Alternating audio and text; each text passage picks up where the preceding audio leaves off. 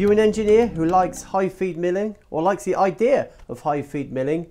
I'm here with James from LMT Tools and they're going to be telling me all about their range. James, welcome to the studio. I can see we've got a number of high feed milling cutters there.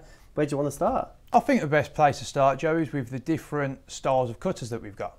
So we have 4 different styles in the HFC.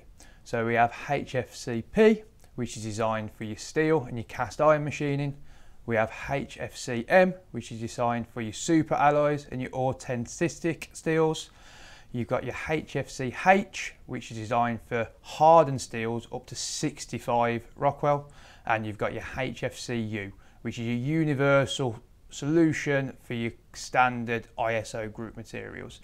A couple of key points to pick out here is that you say the HFC H is designed for up to 65 Rockwell, which is pretty key in this industry. And also with the HFC M, the internal coolant channels have helped significantly increase tool life.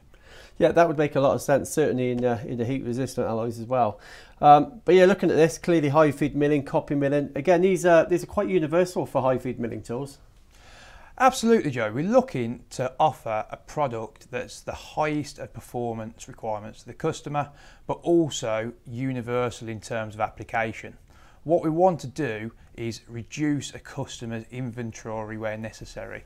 Customers these days do not want to have an 8mm in 6-7 different styles because they take up so much gantry room, and the high feed mills from LMT absolutely do that.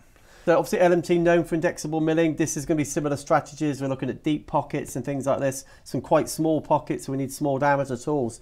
What does the range look like? Yeah, you're absolutely correct, Joe. Like you say, we have the indexable high feed and we also have the solid high feed.